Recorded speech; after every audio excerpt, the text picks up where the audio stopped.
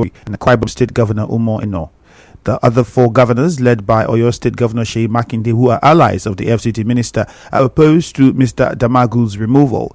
They are Governors Amadou Fintiri of Adamawa State, Caleb Mutfwang of Plateau State, and Agbu Kefas of Taraba State. 2 out of the 13 governors are neutral. They are Governor Peter Mba of Enugu State and Dauda Lawal of Zamfara State. Meanwhile, a former publicity secretary of the PDP, Kola Ologbondiyan, believes the political crisis in Rivers State contributed to the crisis in the PDP. He said this in a television interview.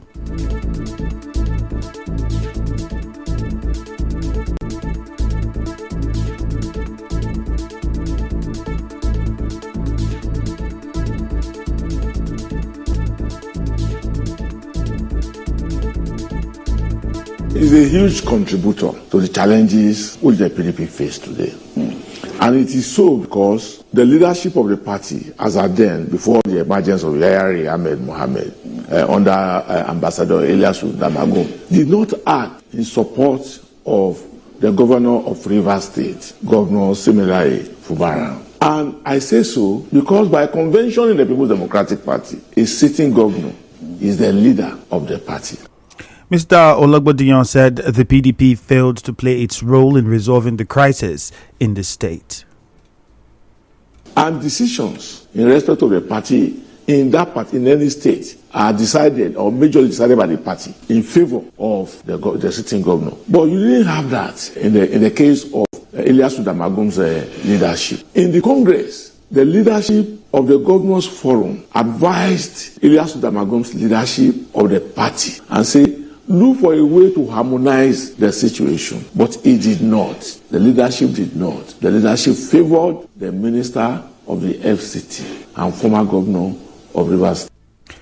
In the meantime, PDP's treasurer Ahmed Yayari Mohammed says he has resumed as acting national chairman. Although yet to visit the party's national secretariat in Abuja, he said in a statement that he has started work as interim chairman following his endorsement by a section of the National Working Committee. Mr. Mohammed vowed to carry out the responsibilities of the office despite the Abuja High Court order restraining any party organ from removing the acting national chairman, Ambassador Umar Damagu, and the peace moves by governors and members of the Board of Trustees. In another development, the name of former Rivers State Governor and current Minister of the FCT, Nyesom Wike, has been removed from the administrative block of the Obiakwa Local Government Council. He was a former chairman of the council. The building has now been renamed in honor of late Senator Dr. Obi Wali, a prominent Ikwere leader, politician, and renowned minority rights advocate.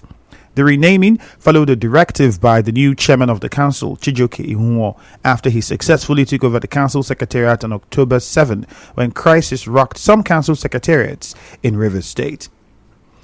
In the meantime, the executive chairman of Obiakwa local government area, Chijioke Ihunwo, says he has dissolved all revenue committees of the local government with immediate effect.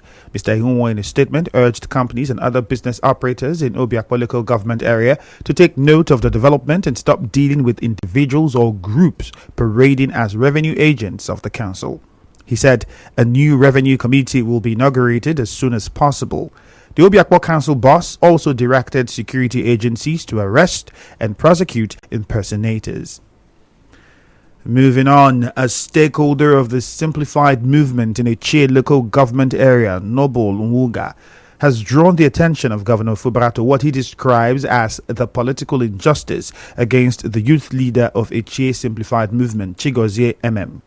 Mr. Nwuga, in a statement, said since the 30th of October 2023, Mr. MM has shown impressive achievements in leading a Che youths in the simplified movement. He said Mr. MM was arrested in the process, humiliated by the police, and charged to court alongside the likes of Chijioke Ihunwo while defending the Fubara-led government against the failed impeachment plot. The statement said the call to action seeks justice and equity for the likes of Chigozie MM, Noble Nwuga, Promise Onyegam, Bobby Emmanuel, and Austin Amadi, among others, who he said openly stood in defense of the governor when it mattered most and who have been consistently marginalized and excluded from political appointments. Mr. Nwuga appealed to Governor Fubara to consider Mr. MM for a state appointment to enable the youths in a Che have a representative at the state level.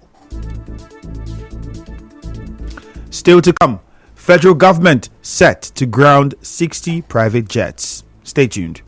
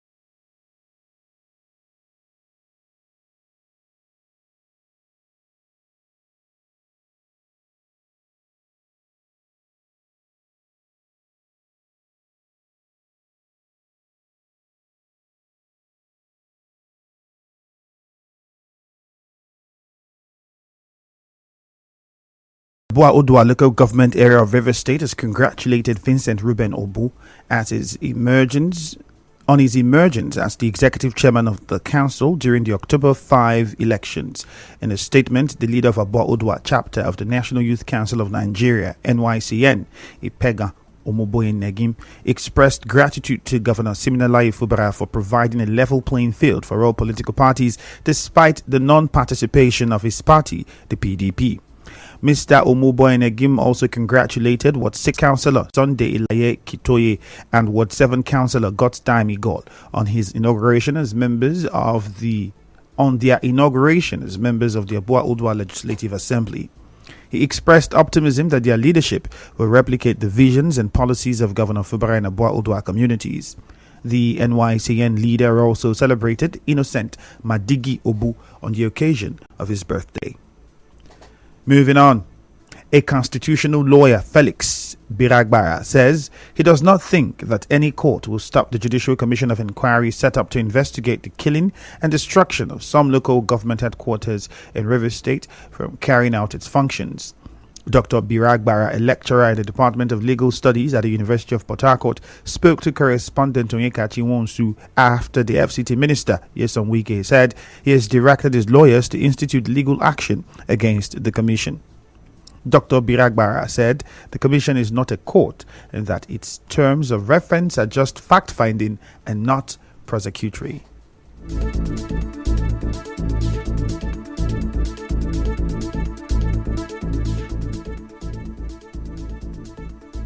What the commission is empowered to do is just to gather information. It's a fact-finding, fact-gathering, information-seeking panel. It's administrative. It's not judicial. It's not a court of law. It does not have jurisdiction to try anybody. Then nobody can complain that his right to fair hearing has been breached. It is at the stage where the report of the commission has been submitted and accepted by the appointing authority, and further actions have been taken. For instance, recommendations have been pushed to the relevant law enforcement agencies to now take action. It is at that point that you can challenge. The constitutional lawyer also spoke on the chances of annulling the 5th of October local government election. If the electoral body did not comply with mandatory provisions of the law establishing it, then the court can nullify the product of that illegal action. Especially again, if there was any court order restraining the Rivers State Independent Electoral Commission from taking any step or from doing any particular thing which it disobeyed to do, subject of course to the interpretation the court will give, then court can set aside. That is if anybody is able to prove that such a situation exists. Anybody who is aggrieved, who said RISIEC did not meet up with mandatory requirements of law, can go to court, and the court could, on the basis of that, nullify, set aside what was improperly done. Away from that, the paramount ruler of Rumosi community in Obiakwa local government area of Rivers State, Eze Titus Bekweri Akani, and his council of chiefs has inaugurated a new community development committee and youth body. In an address, the monarch charged the new appointees to work for the collective interest of Rumosi people. On his part, the new CDC chairman, Kevin Amanye Ihunda, assured that he will run an all-inclusive administration. I will ensure that my community is safe. I am going to be a servant leader, a leader that will listen to all, that will be accountable and humble to the people. Every member of this committee must work. All hands must be on deck to ensure this community move. Rumosi will witness development, a rapid one in that matter. We will synergize with relevant authorities. Those living in our community doing business, let them be rest assured that their business will flourish. Issue of this doubting and insecurity, I will tackle it. Collecting revenue from stores that are not approved by the local government or state, we will not allow that. Land grab and land dispute. We are going to see to it. We will ensure Rumosi is sanitized. Also, the youth president, Komos Akaini, appealed to relevant stakeholders to support the new leadership in Rumosi for overall development. I thank the Yangwale Rumosi and his council of chiefs, Eze Titus Bekweri Akani. I thank you. I thank the people of Rumosi giving me such opportunity to serve you as a president. I will do what is right. I am calling my brothers and my sisters in the community to come together as well to work and make this community to be a good community. We are not fighting for anything. The time of problem and fight has gone. People should come so that let us put them together and make this Rumosi a good community. Elsewhere, the Rivers State Police Command says the 16 children rescued from a compound in the Ozwoba area of Port Harcourt on the 8th of September are not victims of human trafficking.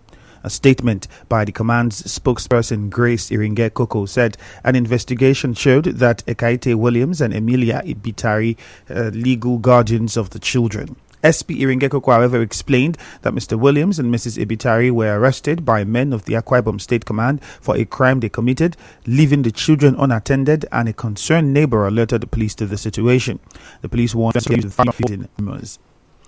In other news, reports say report duty running in billion naira. According to documents exchanged between the NCS and the Nigerian Airspace Management Agency, cited by newsmen, the enforcement exercise will start today. And now, we bring you news from around the world. 4 soldiers have been killed and more than 60 other people injured in a drone strike targeting an army base in northern Israel. The Israel Defense Forces made this known, saying that 7 soldiers were severely injured in the attack on a base adjacent to Binyamina, a town around 20 miles to the south of Haifa. Hezbollah has claimed responsibility for the attack, which it said targeted a training camp of the IDF's Golani Brigade in the area, which is based between Tel Aviv and Haifa.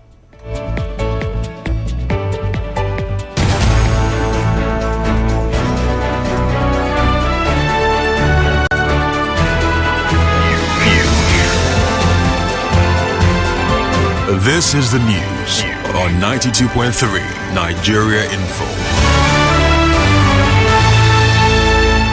On the news this morning, you heard that the PDP governors are to meet today as the party crisis takes a new twist. The federal government is set to ground 60 private jets. On the foreign scene, we told you that a drone attack has killed some Israeli soldiers.